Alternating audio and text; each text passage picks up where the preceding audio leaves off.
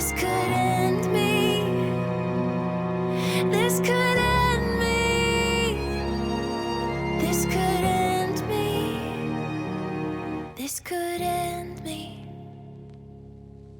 This could end me. Oh, but I'm still standing.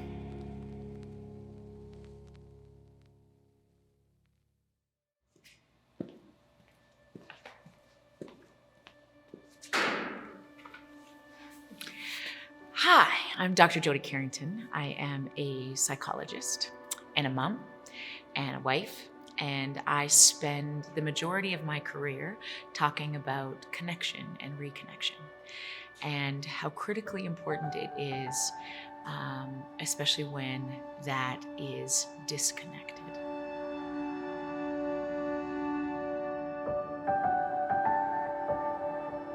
I think it is so hard to label grief. I think it is the universal experience. It is the most isolating universal experience. And what is amazing to me is you look around a room or when you walk down the street, everybody you see is in a state of grief and mourning. And those are two very different things, right? Grief is this universal response to loss. And I often think that the greater you love, the greater the grief, yeah? So if it takes you out at the knees repeatedly or for decades or for minutes or whatever it is indicative of the complexity of that relationship.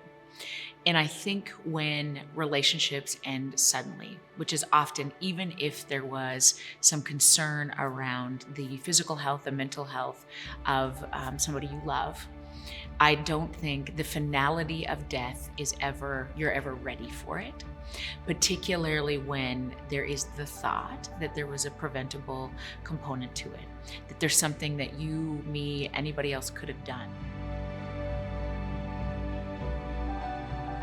Fear is the primary emotion attached to loss. In that moment, everything in your life changes. Everything that was once familiar to you, safe to you, predictable to you, has now been wiped away. And so you're left not only to pick up the pieces and grieve your loved one, you have to go into life and try and navigate what that's going to look like for you. So there's not only the physical loss, there's a loss of identity, a loss of hopes and dreams and expectations, a loss of familiarity, a loss of routine, and all of the future losses around celebrations like birthdays and holidays and anniversaries and everything that we look forward to with our loved ones and those that we care about. When you are facing a loss by suicide, you can't think. Huh? So if I'm gonna say keep something in mind, here's what I want you to do. Stop thinking and feel it. And oftentimes we spend so much time trying to think about what we should have done or could have done or what we missed or how we could have been better. And I will tell you, I've been a clinical psychologist for 20 years, and there's so many times where I've sat with people who have ended up completing suicide. I've sat with people who have then had to deal with or hang on to the guilt, the remorse, the anger, the resentment that sometimes comes in this space. And I will tell you that there are many situations where there is actually nothing you could have done, because the power, the weight, the heaviness of mental illness, mental health struggles, personal stories that you just really can't make sense of in your own head. There's actually nothing that you could have done to be able to sort of alter that trajectory. When someone is feeling the overwhelm of their grief, it's really important to just be kind and gentle with yourself.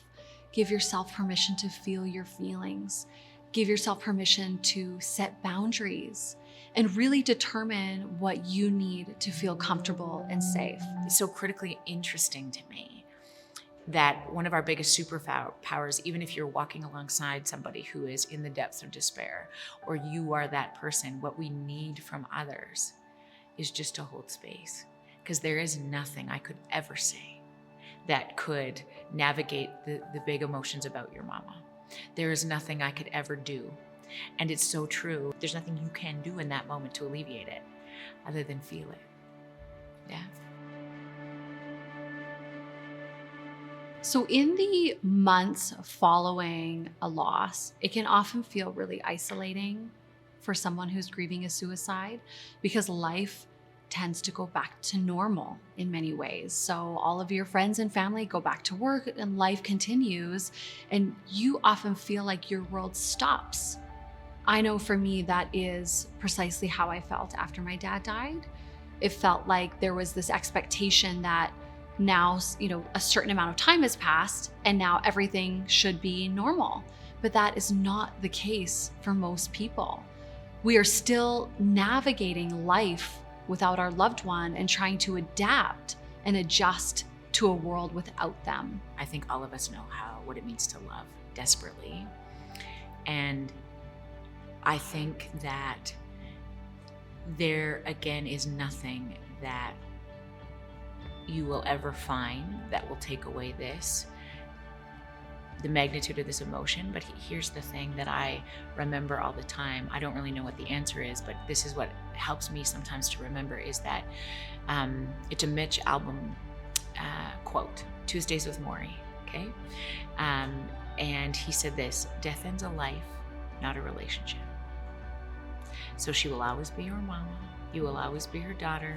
You will always be a sister or a cookum or, a grandmother or a son or a mom. And I think that's the thing that it can't take away from you, right? And so I think there's nothing you can do. There's nothing you can other than to feel it and to just rest in the solace that the relationship doesn't end. When it comes to grief in our culture, we are not taught how to deal with our grief. We're not taught how to talk about it, how to actually have the emotional literacy to name what we're feeling and what to do with these feelings.